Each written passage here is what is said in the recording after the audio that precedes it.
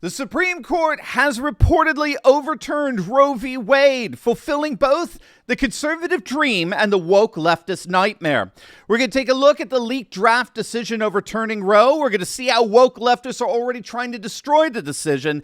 And stick me to the very end of this video when I'll reveal what all this means for nothing less than the destruction of the left and the rise of a new conservative age. You are not going to want to miss this. Forget the intro, forget the ads. Just smack that bell and subscribe button. We are going to jump right in here. Gang, Roe v. Wade is dead. We're only waiting for the death certificate to be officially signed.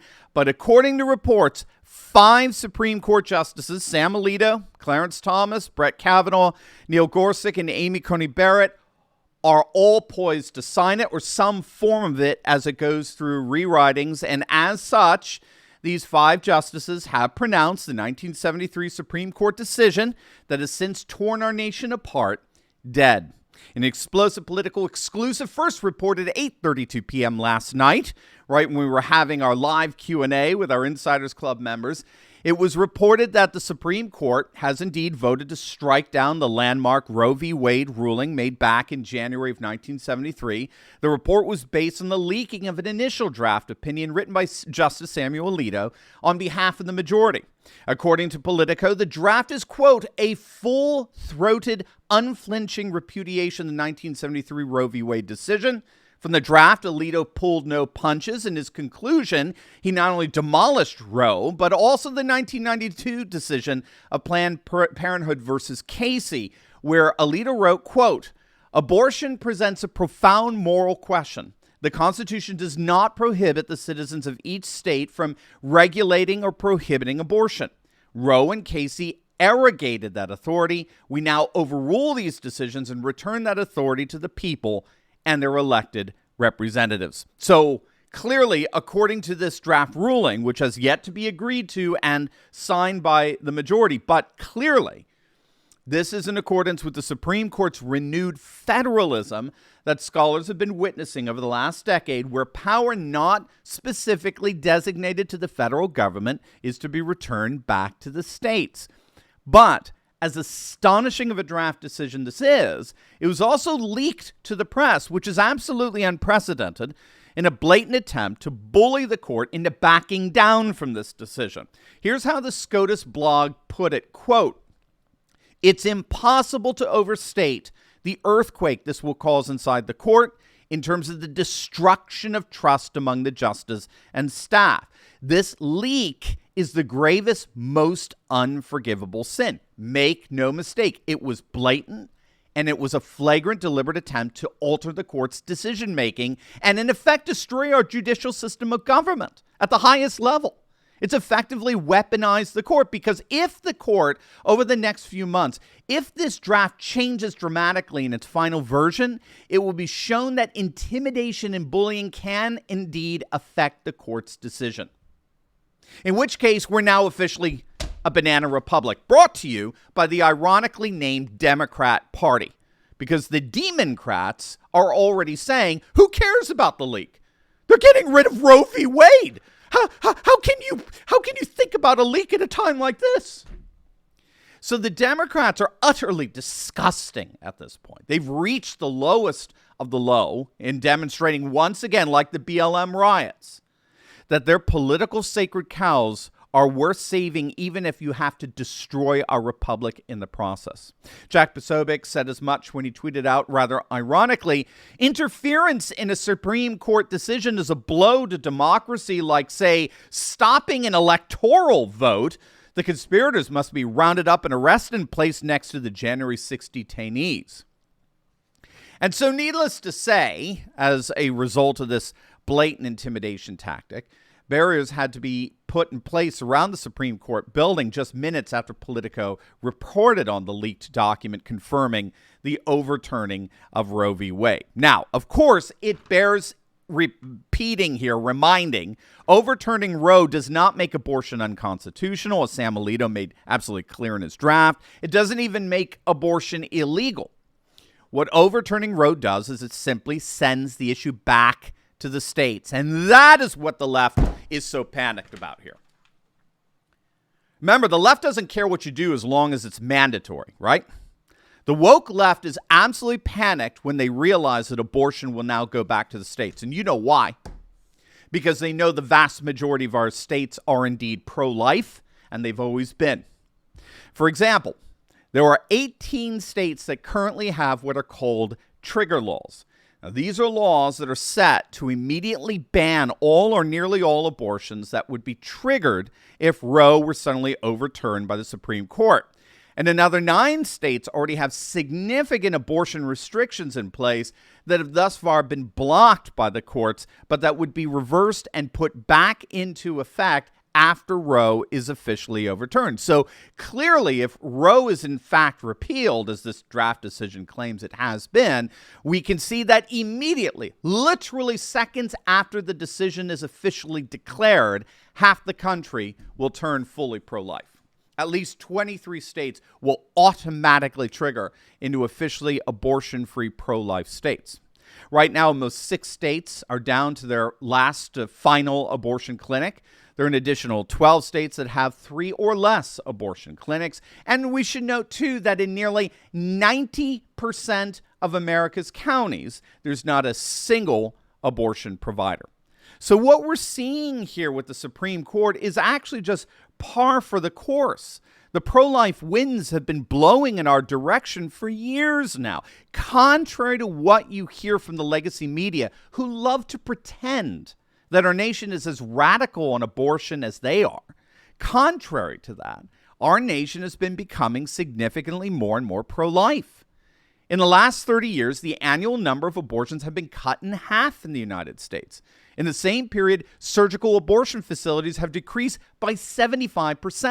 In 1991, there were over 2,000 abortion clinics throughout the nation. Today, there were barely 500. That's a 75% reduction.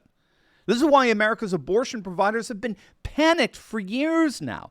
The vast majority of the regions of the United States are already fully pro-life. And what this decision is doing is simply honoring that sentiment. It's in effect saying your pro-life position is just as valid. It is just as much in accordance with the Constitution as a pro-abortion position. This decision is up to the individual states, and it will not be taken up by the Supreme Court. At least it will no longer be taken up by the court in the shadow of the dictates of Roe. Roe, according to this draft majority, is now dead. Now, if this is the real trajectory we've been going on for the last few decades, a thoroughly pro-life, pro-family trajectory, then we can put at ease the notion that overturning Roe v. Wade will be bad for Republicans in the midterms. Richard Barris, the People's Pundit, who in my opinion really is the single best election analyst out there, does a very nice job of summarizing why SCOTUS overturning Roe will not result in a political blowback favoring Democrats. And that's because we have to remember that a significant number of pro-choice advocates do support limits on abortion. For example, studies show that 20% of so-called pro-choice voters support heartbeat bills like the one that became Texas law recently. 33% support banning abortion after it's determined that pain could be felt by the child. And a whopping 55%, again, we're talking people who designate themselves as pro-choice, 55% of pro-choice advocates support a ban on late-term abortion in the final 3 months. What it all comes right down to is that pro-choice no longer means pro-absolute, unfettered, unlimited abortion. That's a radical position that's held by a super minority of Democrats, all of whom work for the media. The vast majority of voters support limitations on abortion, and that's exactly what we're seeing with the overturning of Roe v. Wade. We are emphatically not seeing the overturning of abortion. We're seeing the overturning of abortion mandates on all 50 states. Now states actually have a choice, which is finally in accordance with the sentiments of a vast majority of voters in the nation who, of course, are pro-life. Lastly, I think we're about to see here, as a result of this overturning of Roe v. Wade, we're going to see an absolute revolution in our politics in our nation. Blue states will, of course, continue their abortion policies, perhaps rendering them even more extreme and radical in the months and years ahead. But red states, which as we know are the majority of states in the Union, upwards of 30, red states will now be able to implement fully pro-life policies without being hampered by the left-wing dictates of Roe. And if that's the case, then we can expect red states to continue to exemplify a flourishing fertility rate, all the while blue states demographically implode. The demographic research conducted by University of London scholar Eric Kaufman shows conclusively that fertility rates among secular leftist liberals have fallen well below the replacement level of 2.1 children per couple, all the while red state conservatives are having more children than ever. That's why Kaufman predicts that by 2030, the culture wars are going to swing way to the right on virtually every single issue. But it looks like we don't have to wait for 2030. It looks like this is happening right now, right before our very eyes. While itself isn't official, this draft decision may indeed be the official beginning of the end of left-wing liberalism in our nation, at least in terms of its being a significant political force. Now, of course, given the heinousness of the left, anything can happen between now and the decision's official public rollout. But that said, regardless, what's happened in the last 24 hours, I believe, indisputably indicates that the trajectories in our nation are moving decisively towards a new conservative age.